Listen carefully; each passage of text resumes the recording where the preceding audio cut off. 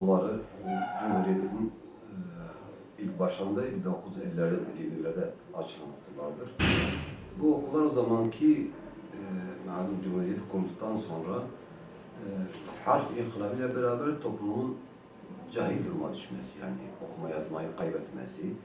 Bu anlamda bunları toplumun dini hayatındaki eksikliğe gidermek adına açılmış olan okullardır.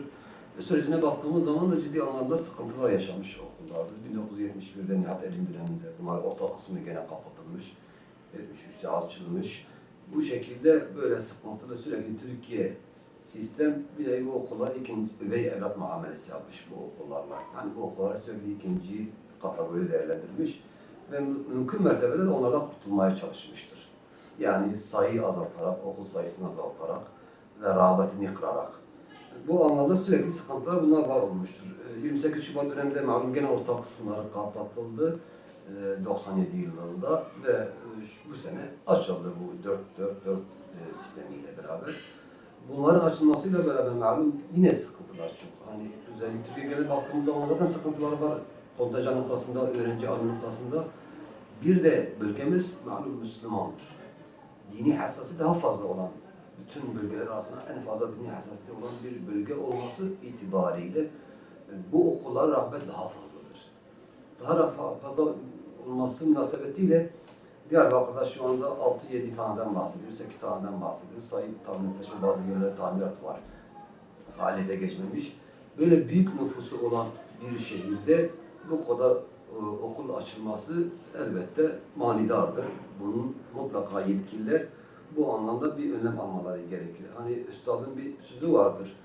Diyor ki halk dinde noksanlık dahi olsa, halkın dinde noksanlık dahi olsa yöneticisini dindar görmek ister. Yani toplumumuz kendi çocuklarının doktor olması için Müslüman bir doktor, dindar bir doktor. Öğretmen olacağı için dindar bir öğretmen. Ve bu bütün alanda hangi alanda görev alacaksa toplum öncelikli hedefi kendi çocuklarının dinini korumaktır. Bu anlamda dışarıda şunu arzu ediyor, şunu talep ediyor. Dışarıda hiçbir öğrenci kalmaması lazım.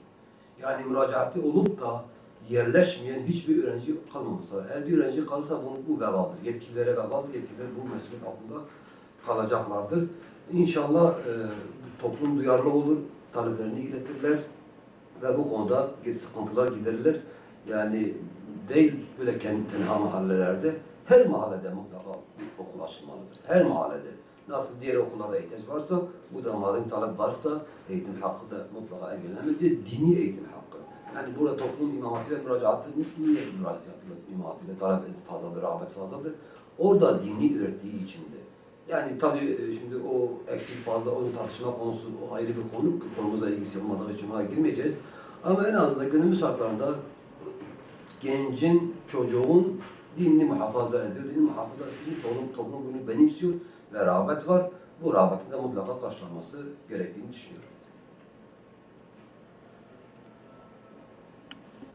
İmam Hatip okullarının hakikaten ahlaki yozlaşmaya karşı olmazsa olmazlardan olan birer okullar olduğunu kanaat getirmişiz.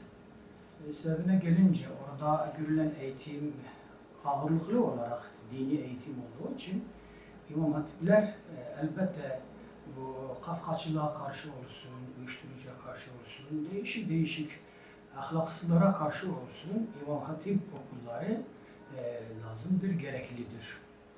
Gelin görün de bugünkü ilimizdeki olan rağbete rağmen verilen okullar sayısına baktığımız zaman bu talepleri karşılamamaktadır.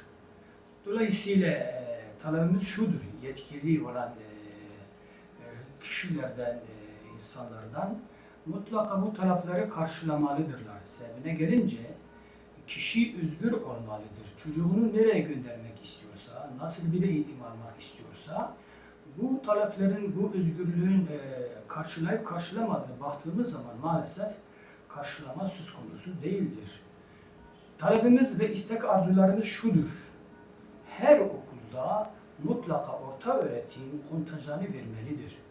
Zira veliler dindar olsun olmasın kendi çocuğunu dindar yetiştirmek hasabıyla elbette bu okullara gönderme onun için bir avantajdır.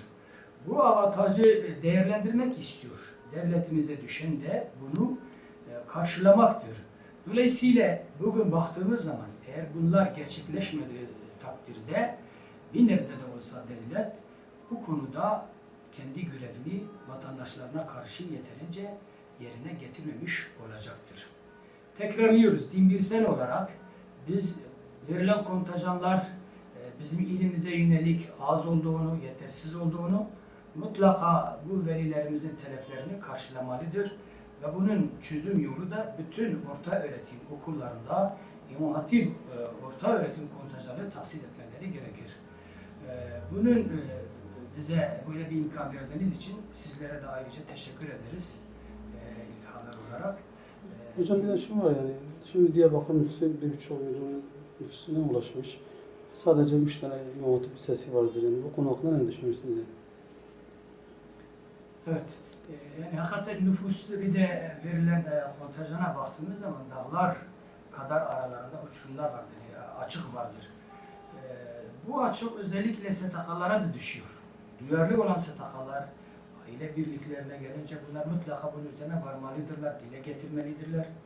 Aksi takdirde hani meşhur bir söz vardır diyor, ağlamayan bebeğe mama verilmez. Dolayısıyla bu duyarlı olan STK'lar olsun veyahut bu okulları talep eden veliler olsun, bunlar meseleleri, sorunlarını dile getirmedikleri sürece elbette kimse onları da göremez, kimse onların ihtiyaçlarını da karşılayamaz. İnşallah sizin aracılığınızla bunu da bir nebze de olsa duyurmuş oluyoruz.